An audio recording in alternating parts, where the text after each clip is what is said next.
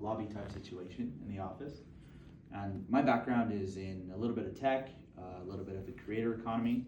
I came up in social and got to know an awful lot of the top creators on YouTube, and worked with some of those people in different capacities. I also have a small investment portfolio, blockchain, real estate, tech companies, different bits and pieces, right? For me, I am a builder. I like to start with the whiteboard, the grand idea, and see it to fruition. So I met Emmanuel about 2 years ago. Now this is not a new company, this is the 5th year. October this year will be the 5th birthday of this company, October 16th, and I hope to see all of you in Bangkok there. So I meet Emmanuel, a by chance meeting that says, hey, you do cool things on the internet, you do cool things on the internet, you guys should connect and say hello.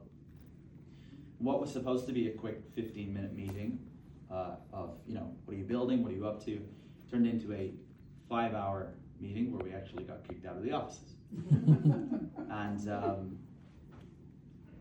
we're pretty close in age, myself and Em. I'm 32, Em is now 29, I think, 29. So he would have been maybe, I'd say 27, 26, 27 at that point in time.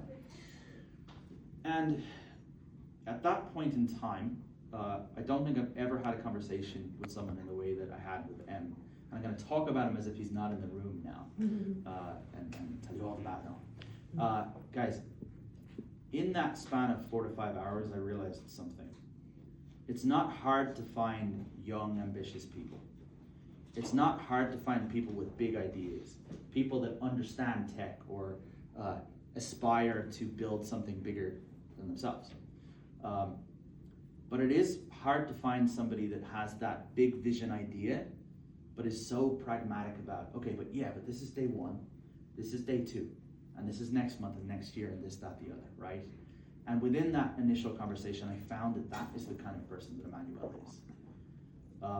When you talk high level and we talk about the mission that we're going on here and what we're trying to achieve, it's beautiful, it's big, but the reality is it's complex. Whether it's compliance, whether it's tech, whether it's building a global brand, right? 100 plus companies or countries. Revolut, I think, are at 50 something right now. Like we're at 55 countries right now. And we're a startup, right? There's a lot of complexity to this. So in that initial meeting, when I sat with Emmanuel, a couple of things happened. First, he gave me the big picture vision of what he was thinking about with banking. It's super weird to find a kid, call him a kid, right, in his 20s that's obsessed with banking. And I mean like obsessed. The Medicis, this and the history of that. I'm like, bro, stop, slow down, right? I'm not that deep, okay? So he sits there and he talks about that. And I'm realizing, wow, like you can tell passion. You can't fake it, you can see. So I saw that he had passion for the system, equally that he knew it was broken, okay? Now the next level of what Emmanuel talked about was the future of crypto, the future of blockchain. And if I put my investor hat on, sometimes when people go too deep in that, that's the point where people go, you went too far. Hang on, wait, that's too difficult, and government this, and political this, and that the other, right? Regardless of your position, right? It's quite difficult. I said, okay, he seems to have that bit figured out. Interesting. And I found that the more people around the company, that pragmatic attitude continued, AKA Maya. Fantastic brain.